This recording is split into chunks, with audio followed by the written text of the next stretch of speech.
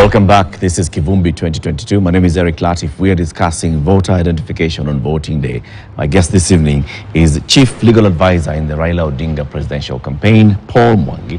Paul, before we took a break, I was telling you, I'm going to come back and push you on this. Have you sufficiently engaged with the IEBC since 2018, when your campaign then was out on the street saying, no Chebukati, get out, and we need to see reforms in IEBC? Since then, you went quiet. There are things that you can't talk about until they arise. You cannot talk about an election until it is advertised. I mean, it is gazetted. And to the credit of the Commission, there are issues that started early enough. The tender for the ballot papers was advertised early enough. The processes actually started well enough for these issues to be resolved. This is quite different than what happened in 2017. At this time in 2017, we were still in court arguing about whether Al Ghurair should print the ballot papers. We've gone through that process and challenges have been made, they have been resolved, and those are not any questions on the table. The questions that are on the table now is, for instance, now that we are about to take the printing order to the printing company, the question then arises is, are you going with the representatives of political parties? So far that has not been announced, and we are pushing on it. We could not have pushed that last year. Well, how would you, to what visit would you be demanding to go to? Paul, let's not play legalese. Everybody knew that there's an election coming up on the 9th of August. In fact, even the date, everybody knew it's the 9th of August. The only thing is that IEBC had not formally gazetted the date, but everybody knew you're working towards it. You could have engaged with the IEBC using whatever, parliamentary system or any other political forums to engage with the IEBC on, all right, people, as you work towards the next election, so that we do not have a back and forth at that crunch time. Can we all understand what you'll be doing? That's what I say, that some issues have been resolved. Some issues are not arising now, and they arose before. Other issues have to arise now, because this is when they're happening. So it is not, you cannot anticipate that we would get to a point where they are not making, for instance, some of the things we are responding because those decisions are being made now and have to be made now. They could not have been made a year ago. Even the Commission itself could not have talked about an election that they had not gazetted. And unfortunately, yes, I would agree with you, these are legal strictures, but we have had situations in the past, for instance, when a commission attempted to prepare itself to fill out a vacancy by advertising and calling out for interviews, for applications, before the person they wanted to replace had retired. And that was quashed by the court. And the court said, no, you have to wait for the vacancy to be created before you start the process. So there are also very many things that the Commission cannot do until it has advertised an election. It cannot go to Treasury to seek money to start doing things for an election that it has not gazetted for. Maybe legal strictures, but they're there.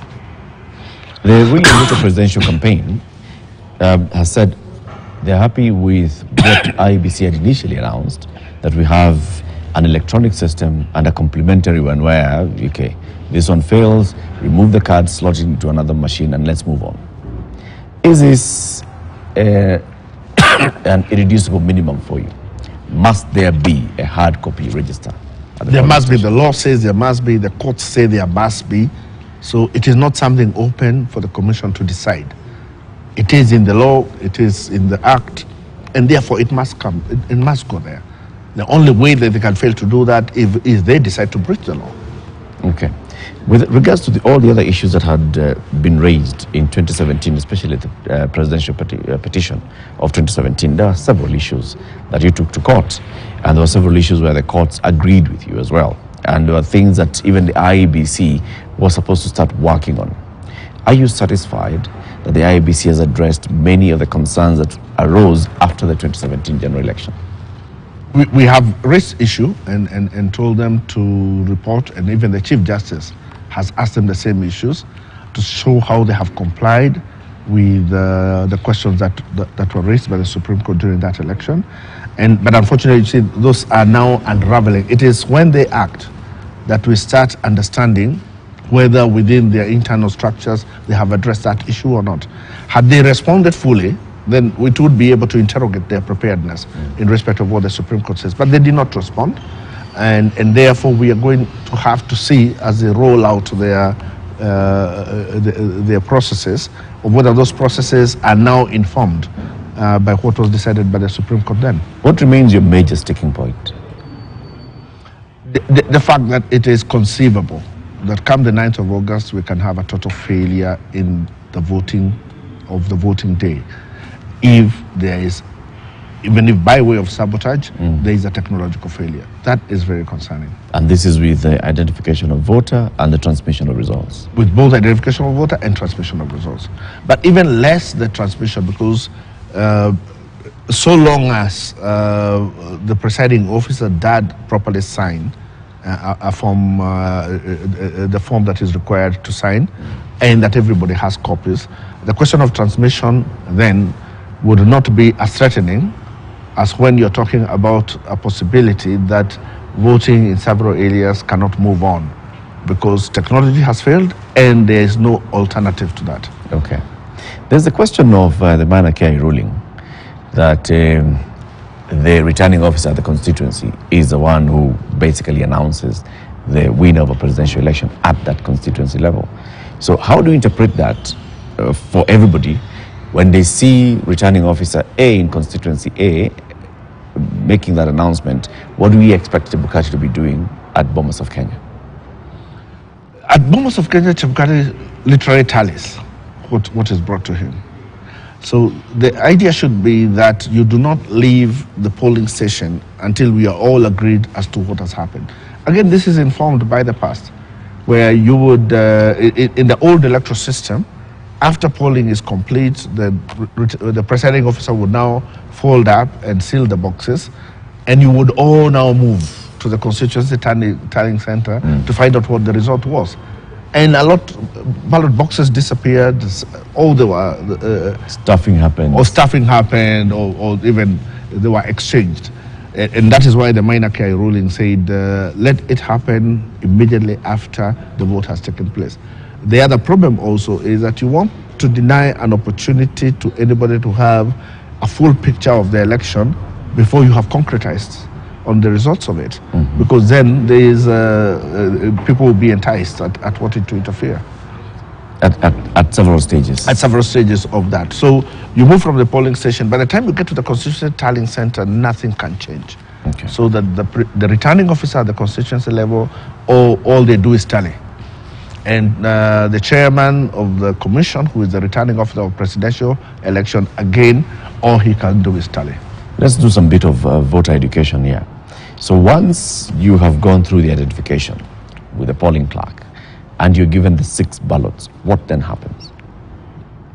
You would now move to the booth where you are given a chance in secrecy to mark your ballot. When you come out, there should be an official of the commission who now helps you know where to place your ballots. Because if you put your ballot into the wrong box, then it will be wasted. And the good thing is that the commission has color-coded all these ballots, so it is easier to tell whether when a person is about to put the ballot into the wrong place. After then you're through with your voting, you then should have one of your digits marked with some ink that should last a few days. That would make it impossible for you to return to vote. And that is why it is not clear how then the commission is talking about the possibility of people voting twice with a manual register, because nobody should be able to come to a polling station twice if you have properly marked them. Not the same person voting twice, it's a ghost voting on behalf of somebody who has not turned up to vote, as I understood them. And that every system is as good as the integrity of the people who manage it. So we are not going to ever put up a system that can be bigger than a corrupt electoral officials. So in fact, it's a bit worrying when the commission says that, because then what they are saying is that they are not very clear about the integrity of their own officials, and that they are sure that some of the officials are going to be able to do exactly what they're fearing. What should happen to make sure that then if IEBC may have concerns about its own officials, what should happen to make sure that there's integrity in that room throughout? Again, the good thing is that there will be an agency system which allows all parties to have agents there. But the person who, at an everyday basis, is supposed to monitor the integrity of its own, it's only the commission that can do that.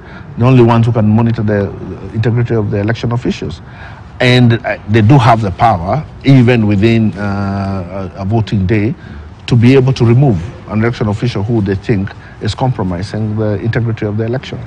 There was a light moment in 2017 at the Supreme Court when the question was raised with regards to when some ballots had more votes than others. And it was asked, how is it possible that, for example, the gubernatorial ballot box in Nairobi had more votes than the presidential ballot vote in the same county? Nobody answered that. Commission still insisted that there were people who were coming to the station and saying that all they wanted to do was to vote for the governor or for the president, and that they were not interested in participating in any other election, and that would be their right also.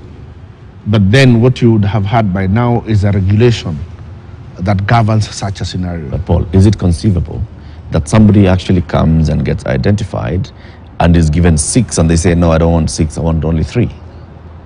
It's not conceivable, but because it is their right, you need to provide on the basis that a person, should ever one come, who comes and decides to do that, will be quite within their rights to do so.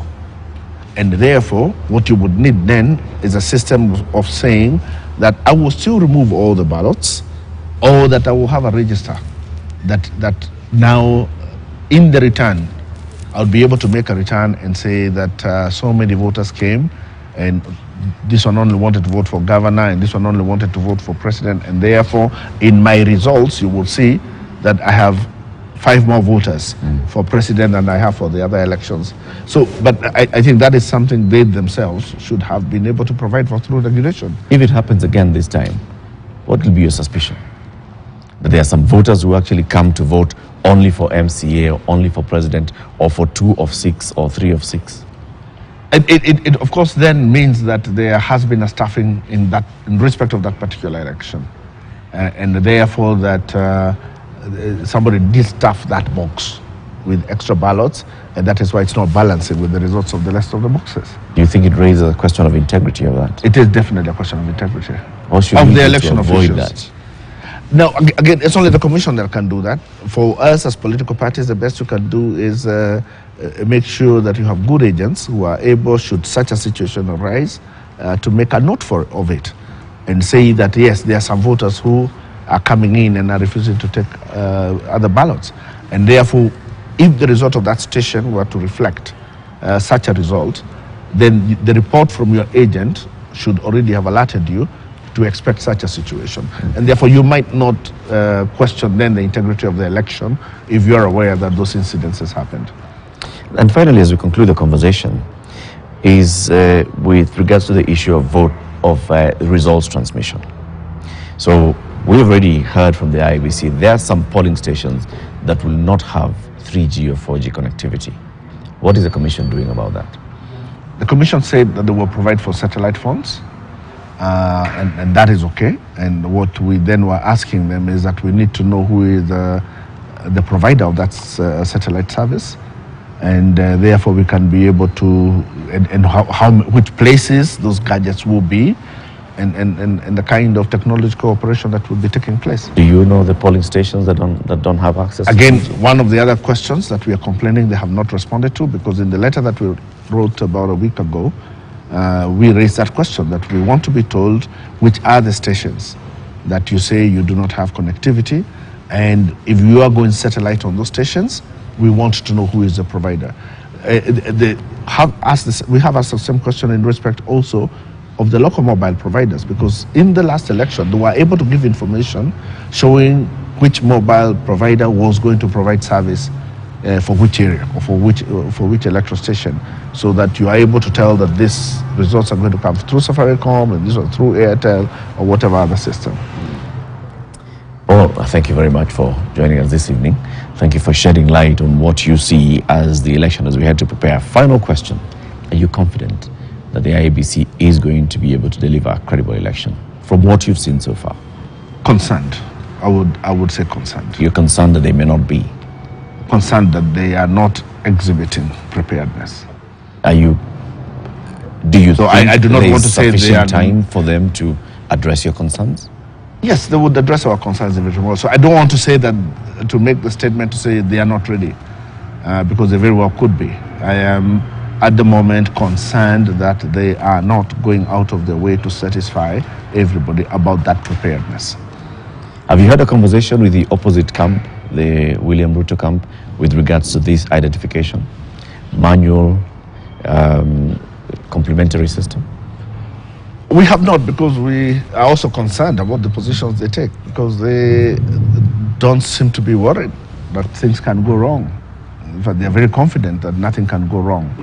And we have said that we don't like that similarity of conversations between some officials of IEBC and our opponents. And at some point, you feel like they're speaking the same language. That again is concerning. We end it there. We shall raise the question, same question with them.